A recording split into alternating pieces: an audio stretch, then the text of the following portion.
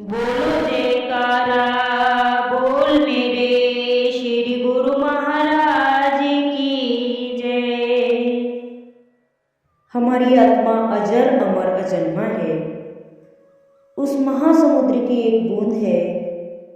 सत्य नित्य गोचर ईश्वर सत्ता की अंश है, जिसके अस्तित्व का ना कोई आदि है ना अंत। पूर्ण रूपेण सर्वशक्ति जीवन तथा आनंद का स्रोत है। सर्वव्यापक अविनाशी परमेश्वर का निवास शरीर के भीतर है। प्रभु ईसा मसीह कहते हैं, परमेश्वर का राज्य तुम्हारे भीतर है। गुरबाणी में भी कहा गया है, आत्म में राम राम में आत्म चीन से गुरु विचारा।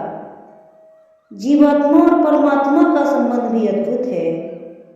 जैसे जीवात्मा हम में है और उसी तरह परमात्मा भी है। लेकिन कितने आश्चर्य की बात है कि दोनों एक साथ रहते हैं, लेकिन फिर भी आत्मा परमात्मा को नहीं पहचानती। यह विचारने योग्य बात है कि आत्मा व परमात्मा दोनों एक ही घर में मनुष्य शरीर में निवास करते हैं। जीवात्मा उसी परमात्मा की अंश है। जैसे समुद्र की लहरें, सूर्य व किरणें एक दूसरे से अभिन्न हैं। परमात्मा सदैव हमारे साथ है और हमारे भीतर है। वह हमें पूर्णतया व्याप्त है। एक बार एक शिष्य ने अपने सद्गुरुदेव से प्रश्न किया, गुरुदेव, परमात्मा तो अनंत है, सर्वशक्तिमान है, फिर किस प्रकार हमारी आत्मा जो अत्यंत सूक्ष्म है उसमें परमात्मा विद्यमान है?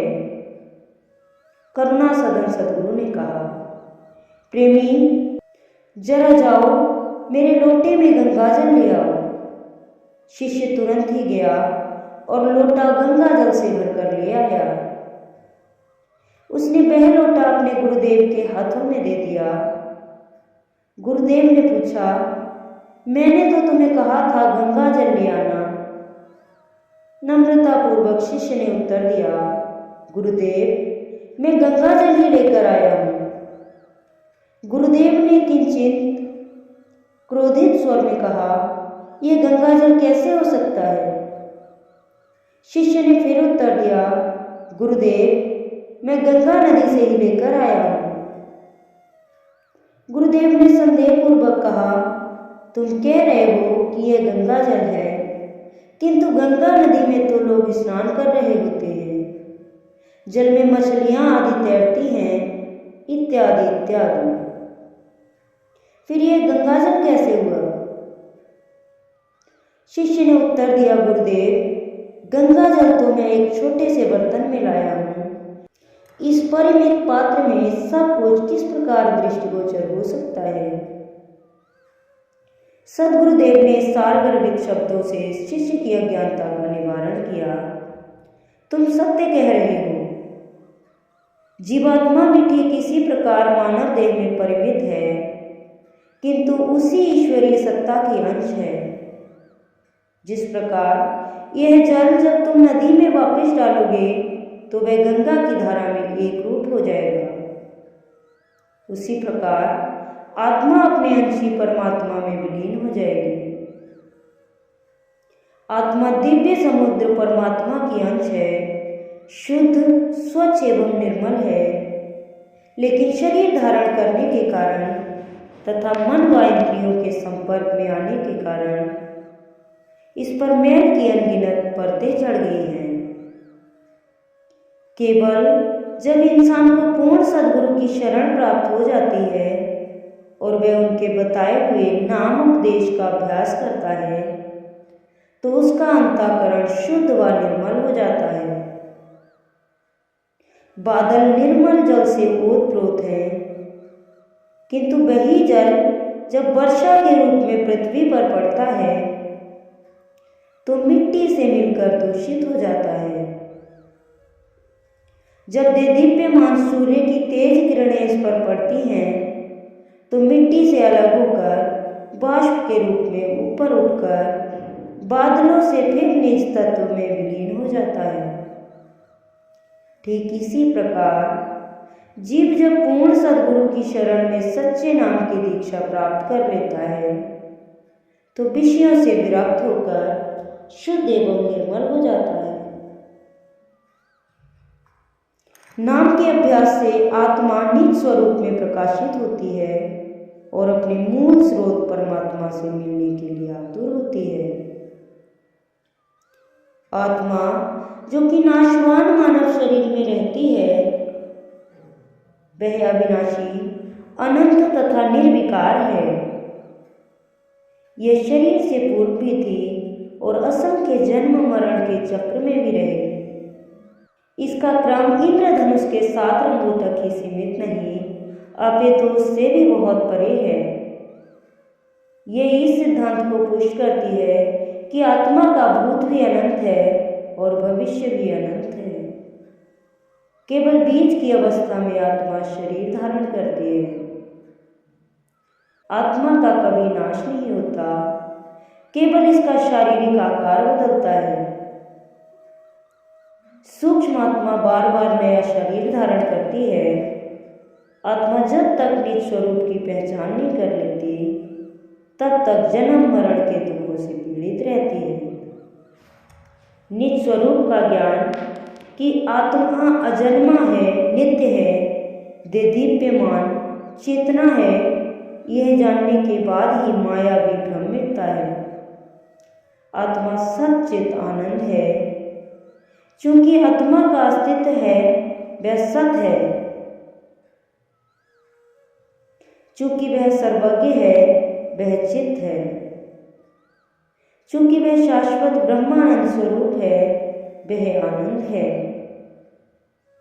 आत्मा कदापि विनष्ट नहीं होती, केवल शरीर परिवर्तनशील है। इंद्रियों के विषय भोगों में उलझने के कारण ही मनुष्य अपने चिदानंद स्वरूप को पहचानने में असमर्थ है। किंतु जब जीव पूर्ण महापुरुष की संगति में आता है तो उसे आत्मबोध होता है और धीरे धीरे उसमें दैविक गुणों का समावेश होने लगता है। जीवात्मा परमात्मा के साथ एक रूप हो जाती है। अंग्रेजी विद्वान एमरसन ने भी अपने सार शब्दों में कहा है, हम अपने नीचे के सोपान चढ़ आए हैं, लेकिन अभी बहुत से सोपान हमसे ऊपर हैं जहाँ तक हमें पहुँचना है। अर्थात हमें यह मानुष देह कई योनियों से गुजरने के बाद प्राप्त हुई है। लेकिन यह मत समझ लेना कि मंजिल प्राप्त हो गई है। भक्ति पथ पर कदम बढ़ाते हुए, सीढ़ियां चढ़ते हुए सर्वोच्च मंजिल को प्राप्त करना है। वर्ड्सवर्थ ने भी जीवात्मा की ओर संकेत करते हुए कहा है, हमारा जन्म भ्रमवश नहीं, ना ही कोई स्वप्न है। आत्मा जो अंदर स्थित है वो हमारे प्राण हैं। आत्मा की उत्पत्ति कोई शून्यता से नहीं है, अपितु अनादिकाल से ही चलती आ रही है।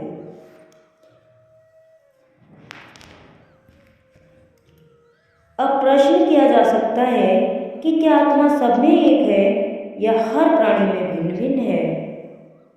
हमारा भ्रम है कि आत्मा भिन्न भिन्न है। सूर्य का प्रतिबिंब समुद्र, नदी, लहर, तालाब आदि में भिन्न भिन्न है। शीशे या जल में भी भिन्न है।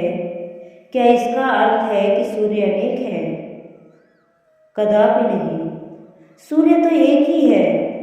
इसी प्रकार भिन्न भिन्न जीवात्मा उसी एक परमात्मा की अंश है जो जीवों की विभिन्नता के कारण हमें विभिन्न दृष्टिगोचर होती है।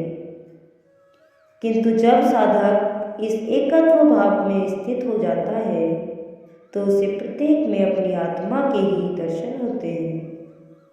जब जीवात्मा को इस सर्वोच्च स्थिति की प्राप्ति होती है तब उसे नित्य सर्वव्यापी, सर्वशक्तिमान, सर्वज्ञ परमात्मा के दर्शन होते हैं। फिर जीव संसार की समस्त मोह माया तथा कर्म बंधनों से मुक्त हो जाता है, सभी प्रकार की चिंताओं व दुखों से ऊपर उठ जाता है।